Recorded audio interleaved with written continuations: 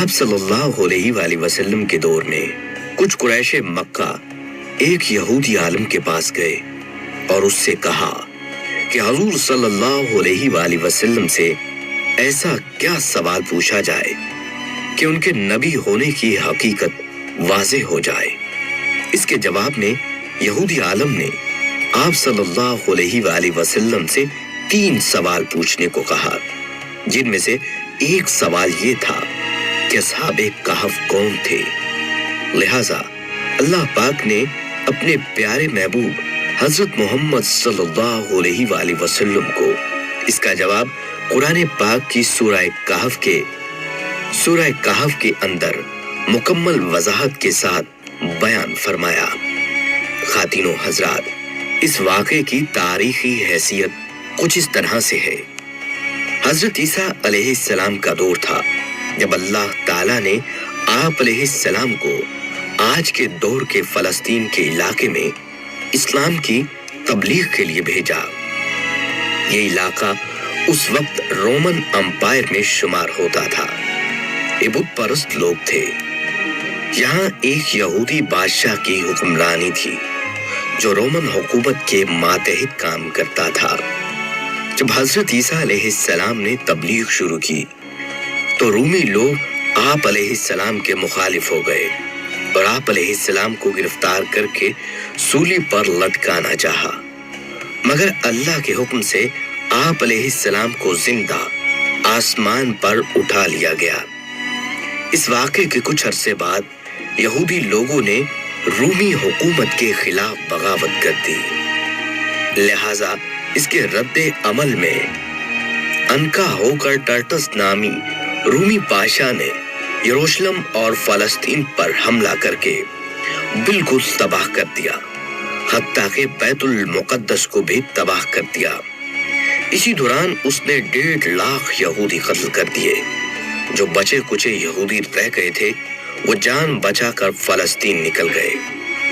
मगर हजरत ईसा अलैहिस्सलाम के मानने वाले और उनकी तालीमात के पैरोकार थे। मगर जो हजरत ईसा अलैहिस्सलाम के मानने वाले और उनकी तालीमात के पैरोकार थे, सिर्फ वही फलस्तीन में मौजूद रह गए जो कि रूमी था और बुत परस्त था। लिहाजा उसकी हुकूमत में मौजूद ईसाई लोगों पर उसने जुल्म सितम करना शुरू कर दिए। एक दिन हजरत ईसा अलैहिस्सलाम के चंद मानने वाले हवारियों को उसने अपने दरबार में बुलाया और उनसे कहा, मैं तुम्हें चंद दिन की मोहलत देता हूँ। तुम अपने नए दीन यानी ईसाइयत से बाज आ जाओ, वरना मैं तुम्हें कत्ल कर दूंगा। ईसा अलैहिस्सलाम के पैरोकार ये नौजवान दरअसल असहाबे कहफ थे, जिनके वाक़े का जिक्र कुरान पाक में सूरह कहफ में वजाहत से आया है। इन नौजवानों ने जब ये धमकी सुनी तो वो शदीद परेशान हो गए, क्योंकि वो बादशाह से लड़ने की हिम्मत नहीं रखते थे और ना ही शहर में रहकर ईसाई तालीमात जारी रख सकते थे, वरना दकियानूस उन्हें कत्ल करवा देता। लिहाजा उन्होंने शहर छोड़कर कहीं भाग जाने का फैसला किया और अल्लाह पाक की जात पर भरोसा करके शहर से निकल गए, ये सोचते हुए कि अब अल्लाह पाक ही हमारे लिए कोई फैसला करेगा और कोई रास्ता निकालेगा। यहाँ तक कि वो एक पहाड़ की गार में जाकर छुप गए और वहीं सो गए। यहाँ तक कि सोते सोते उन पर 300 साल का अरसा गुजर गया। इन चंद नौजवानों ने जब गार में पनाह ली तो दुआ की, ऐ हमारे परवरदिगार, हमें अपने पास से रहमत अता फरमा और हमारे काम में हमारे लिए राह याबी को आसान कर दे। बस हमने उनके कानों पर गिनती के कई साल तक उसी गार में पर्दे डाल दिए। दकियानूस ने जब उन लोगों को तलाश करवाया तो मालूम हुआ ये लोग उसी गार में मौजूद हैं। उसे बहुत गुस्सा आया और हुक्म दिया कि गार को एक मजबूत दीवार से बंद कर दिया जाए ताकि ये लोग अंदर ही मर जाएं। बादशाह ने जिस शख्स के जुम्मा ये काम लगाया था वो बहुत ही नेक और ईमानदार था। اس نے اصحاب کہف کے نام اور ان کی تعداد اور پورا واقعہ ایک تختی پر لکھوا کر لوہے کے صندوق میں رکھ کر دیواروں کی بنیادوں میں رکھ دیا اور ایک تختی شاہی خزانے میں رکھوا دی۔ ان 300 سالوں کے دوران دقیانوس بادشاہ مر گیا اور کئی بادشاہ اور حکومتیں آئیں اور چلی گئیں، یہاں تک کہ 300 عیسوی رومن امپائر نے بھی عیسائیت اختیار کر لی۔ 440 عیسوی میں بیدروس نامی عیسائی بادشاہ کی حکومت آئی، جو ایک نیک دل اور انصاف پسند بادشاہ تھا۔ اس نے 68 سال تک حکومت کی۔ اس کے دور میں مذہبی فرقہ پسندی عروج پر تھی اور لوگوں میں مرنے کے بعد دوبارہ زندہ کیے جانے اور قیامت کا یقین ختم ہوتا جا رہا تھا۔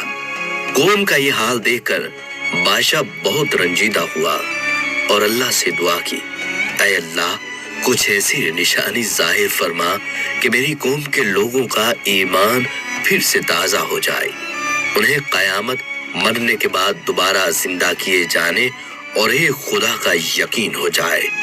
اللہ تعالیٰ نے اس کی دعا قبول فرما لی۔ لہٰذا ایک روز ایک چرواہا اپنی بکریوں کو ٹھہرانے کے لیے اسی غار کے پاس جا پہنچا۔ یہ وہی غار تھا جس میں اصحاب کہف موجود تھے۔ اس چرواہے نے چند لوگوں کے ساتھ مل کر اس دیوار کو گرا دیا۔ دیوار کے گرتے ہی ان پر ایسی ہیبت طاری ہوئی کہ سب گھبرا کر وہاں سے بھاگ نکلے۔ یوں اللہ تعالیٰ کے حکم سے اصحاب کہف اپنی نیند سے بیدار ہوئے اور ایک دوسرے سے سلام کلام کرنے لگے اور اپنے ایک ساتھی یملیخا کو بازار سے کھانا لانے کے لیے بھیجا۔ جب یملیخا بازار پہنچے تو دیکھ کر حیران رہ گئے کہ شہر میں ہر طرف اسلام کا چرچا ہے، یہاں تک کہ لوگ اعلانیہ حضرت عیسیٰ علیہ السلام کا کلمہ پڑھ رہے ہیں اور ان کی تعلیمات پر عمل بھی کر رہے ہیں۔ اس کشمکش میں یملیخا نے کھانے کے عوض اپنے زمانے کے سکے دکاندار کو دیے۔ دکاندار نے جب یہ سکے دیکھے تو شک ہوا کہ اس شخص کو کوئی پرانا خزانہ مل گیا ہے، لہٰذا اس نے یملیخا کو سپاہیوں کے سپرد کر دیا۔ سپاہیوں نے یملیخا سے پوچھا، بتاؤ یہ خزانہ کہاں سے آیا؟ یملیخا نے کہا، ہمارے پاس کوئی خزانہ نہیں، یہ ہمارا ہی پیسہ ہے۔ سپاہیوں نے کہا، ہم کیسے مان لیں کیونکہ یہ سکے 300 سال پرانے ہیں۔ یملیخا نے کہا، پہلے مجھے بتاؤ کہ دقیانوس بادشاہ کا کیا حال ہے؟ سپاہیوں نے جواب دیا، آج اس نام کا کوئی بادشاہ نہیں ہے، مگر سینکڑوں سال پہلے اس نام کا ایک بے ایمان بادشاہ گزرا ہے، وہ بت پرست تھا۔ یہ سن کر یملیخا حیران و پریشان ہوئے اور بتایا کہ ہم کل تو اس شہر سے اپنا ایمان بچا کر بھاگ نکلے تھے اور میں اور میرے ساتھی قریب ایک غار میں چھپ گئے تھے، جبکہ میرے باقی ساتھی اب بھی غار میں موجود ہیں۔ تم میرے ساتھ چل کر خود ہی دیکھ لو۔ جب سپاہی اور بہت سے لوگ اس غار کے قریب پہنچے تو اصحاب کہف یملیخا کے انتظار میں تھے۔ جب غار پر بہت سے آدمی پہنچے، شور و غل سنائی دینے لگا تو اصحاب کہف سمجھے کہ دقیانوس کی فوج ہمارا تعاقب کر کے غار تک آ پہنچی، لہٰذا وہ اللہ کا ذکر اور حمد و ثنا میں مشغول ہو گئے۔ سپاہیوں نے غار پر پہنچ کر وہ تانبے کا صندوق برآمد کر لیا اور اس کے اندر سے تختی کو نکال کر پڑھا تو وہاں اصحاب کہف کے نام اور یہ لکھا تھا کہ یہ مومنوں کی جماعت ہے جو اپنے دین کی حفاظت کے لیے دقیانوس بادشاہ کے خوف سے اس غار میں پناہ گزین ہیں۔ دقیانوس نے اس غار کے منہ کو بند کروا دیا ہے۔ سپاہی یہ دیکھ کر حیران و پریشان رہ گئے۔ جب کچھ سمجھ نہ آیا تو اپنے بادشاہ بیدروس کو اطلاع دی۔ بادشاہ نے یہ خبر سنی تو فوراً اپنے علماء اور امراء کے ہمراہ پہنچ گئے۔ اصحاب کہف نے غار سے نکل کر تمام واقعہ بادشاہ سے بیان کیا۔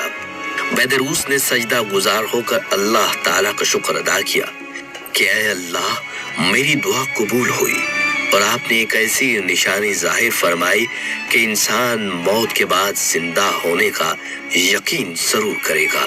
اس کے بعد اصحاب کہف نے بادشاہ کو دعا دی اور سلام کرنے کے بعد دوبارہ اسی غار میں واپس چلے گئے اور دوبارہ واپس جا کر سو گئے، اور اسی حالت میں اللہ تعالیٰ نے انہیں موت دی۔ بادشاہ نے اسی غار میں ان کی قبریں بنوائی اور سالانہ ایک دن مقرر کر دیا جب لوگ اصحاب کہف کی قبروں کی زیارت کے لیے آیا کرتے تھے۔ اللہ تعالیٰ سے دعا ہے کہ اللہ